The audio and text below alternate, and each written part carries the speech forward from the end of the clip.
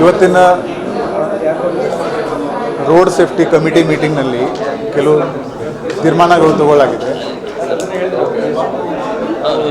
ಅದರಲ್ಲಿ 60 ದಿನದ ಒಳಗಡೆ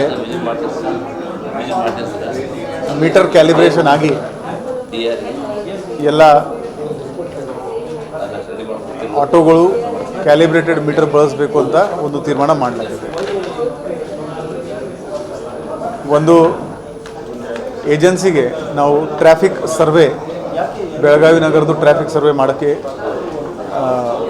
ಟೆಂಡರ್ ಕೊಟ್ಟಿದ್ದೀವಿ. ಆ ಏಜೆನ್ಸಿ ಅವರದ್ದು ಒಂದು ವರದಿಯನ್ನು ಇವತ್ತು ರೋಡ್ ಸೇಫ್ಟಿ ಕಮಿಟಿ ಎದುರುಗಡೆ ಪ್ರೆಸೆಂಟೇಷನ್ ಮಾಡಿದ್ದಾರೆ. ಅದರಲ್ಲಿ ನಮ್ಮ ಬೆಳಗಾವಿ ನಗರದ ಮೇನ್ ಜಂಕ್ಷನ್ ಏನಿದೆ ಅಲ್ಲಿ ಎಷ್ಟು ವಾಲ್ಯೂಮೆಟ್ರಿಕ್ ಫ್ಲೋ ರೇಟ್ ಇದೆ, ಅಲ್ಲಿ ಪೆಡೆಸ್ಟ್ರಿಯನ್ ಪೀಕ್ ಅವರ್ನಲ್ಲಿ ಅವರ ಮೂವ್ಮೆಂಟ್ ಹೇಗೆ ಇದೆ, ಯಾವ್ಯಾವ ಜಾಗಗಳಲ್ಲಿ ಫುಟ್ ಓವರ್ ಬ್ರಿಡ್ಜ್ದು ಅವಶ್ಯಕತೆ ಇದೆ, ಯಾವ್ಯಾವ ಜಾಗದಲ್ಲಿ ಅಂಡರ್ ಪಾಸ್ದು ಅವಶ್ಯಕತೆ ಇದೆ, ಅದರ ಬಗ್ಗೆ ಚರ್ಚೆ ಮಾಡಲಾಗಿದೆ. ನಗರದಲ್ಲಿ ಯಾವ್ಯಾವ ಪ್ರದೇಶದಲ್ಲಿ ನಾವು ಒನ್ ವೇ ನಾವು ಬಳಕೆ ಮಾಡಬೇಕು ಅದರ ಬಗ್ಗೆ ಚರ್ಚೆ ಮಾಡಲಾಗಿದೆ. ಹಾಗೆಯೇ ಸಾಕಷ್ಟು ಓಪನ್ ಸ್ಪೇಸಸ್ ಇದೆ, ಅದು ಸರ್ಕಾರಿ ಇರ್ಬೋದು, ಪ್ರೈವೇಟ್ ಇರ್ಬೋದು, ಕ್ಯಾಂಟೋನ್ಮೆಂಟ್ ಇರ್ಬೋದು. ಅದರಲ್ಲಿ ಸಂಬಂಧಪಟ್ಟವರಿಗೆ ಮಾತಾಡಿಕೊಂಡು ಅದನ್ನು ಪೇಡ್ ಪಾರ್ಕಿಂಗ್ನಲ್ಲಿ ಹೇಗೆ ಬಳಸಲಿಕ್ಕೆ ಆಗುತ್ತೆ ಅದರ ಬಗ್ಗೆ ಕೂಡ ಚರ್ಚೆ ಮಾಡಲಾಗಿದೆ.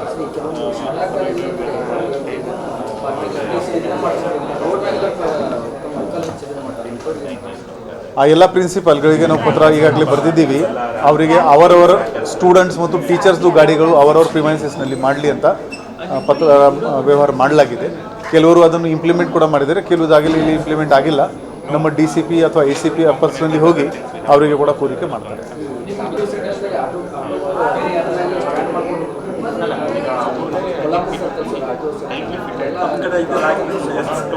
ಕೆಲವು ಜಾಗಗಳಲ್ಲಿ ಆಟೋ ಸ್ಟ್ಯಾಂಡ್ ಜಂಕ್ಷನ್ನಲ್ಲಿನೇ ಬಂದುಬಿಡ್ತಾ ಇದೆ. ಸೊ ಅಲ್ಲಿ ಸ್ವಲ್ಪ ರೀಲೊಕೇಟ್ ಮಾಡೋದು ಪ್ರಪೋಸಲ್ ಇದೆ. ಅದು ಕಾರ್ಪೊರೇಷನ್ ಮತ್ತು ಪೊಲೀಸ್ ಸೇರಿಕೊಂಡು ಅದನ್ನು ಮಾಡ್ತಾರೆ. ಹಾಗೆಯೇ ರೋಡ್ ವೈಡ್ನಿಂಗ್ ಮಾಡೋದು ವಿಚಾರದಲ್ಲಿ, ಫ್ರೀ ಲೆಫ್ಟ್ ವಿಚಾರದಲ್ಲಿ ಏನೇನು ಕ್ರಮ ತಗೊಳ್ಬೇಕು ನಾವು ಕಾರ್ಪೊರೇಷನ್ ಅಧಿಕಾರಿಗಳ ಜೊತೆಗೆ ಸೇರಿಕೊಂಡು ನಾವು ಅದು ಮಾಡ್ತೀವಿ. ಸರ್, ಬೇಸ್ಮೆಂಟ್ ಪಾರ್ಕಿಂಗ್ ಭಾಳ ದಿನದಿಂದ ಬೇಸ್ಮೆಂಟಲ್ಲಿ ಕಮರ್ಷಿಯಲ್ ಯೂಸ್ ಆಗುತ್ತೆ. It is need for parking. Belagavi city corporation ಜೊತೆ ಕೋಆರ್ಡಿನೇಷನ್ ಮಾಡ್ಕೊಂಡು ಈಗ ಮುಂದಿನ ಬರೋ ದಿನಗಳಲ್ಲಿ ಯಾವುದೇ ದೊಡ್ಡದು ಪ್ರಾಜೆಕ್ಟ್ ಇದ್ದರೆ ಅದರ ಬಗ್ಗೆ ಚರ್ಚೆ ಒಂದು ಈ ರೋಡ್ ಸೇಫ್ಟಿ ಕಮಿಟಿ ಮೀಟಿಂಗ್ನಲ್ಲಿ ಆಗಬೇಕು ಅಂತ ಒಂದು ಪ್ರಸ್ತಾವ ಇಲ್ಲಿ ಮಂಡಿಸಲಾಗಿದೆ. ಅದರ ಜೊತೆಗೆ ಈ ಸರ್ವೆ ಏಜೆನ್ಸಿ ಏನಿತ್ತು ಅವರು ಕೂಡ ಎಲ್ಲೆಲ್ಲಿ ಬೇಸ್ಮೆಂಟ್ ಪಾರ್ಕಿಂಗ್ ಇದೆ ಆದರೆ ಅವರು ಬಳಸ್ತಾ ಇಲ್ಲ ಅದರದ್ದು ವರದಿ ನಮಗೆ ಕೊಟ್ಟಿದ್ದಾರೆ. ಅದನ್ನು ನಾವು ಈಗ 1 by 1 ಅವರಿಗೆ ಕಾಂಟ್ಯಾಕ್ಟ್ ಮಾಡಿಕೊಂಡು ಆ ಪಾರ್ಕಿಂಗ್ ಜಾಗ ಪಾರ್ಕಿಂಗೇ ಬಳಸಲಿ ಅಂತ ಅವರಿಗೆ ನಾವು ಸೂಚನೆ ನೀಡ್ತೀವಿ. 7-8 ಓಪನ್ ಸ್ಪೇಸಸ್ ಅವರು ಐಡೆಂಟಿಫೈ ಮಾಡಿದ್ದಾರೆ.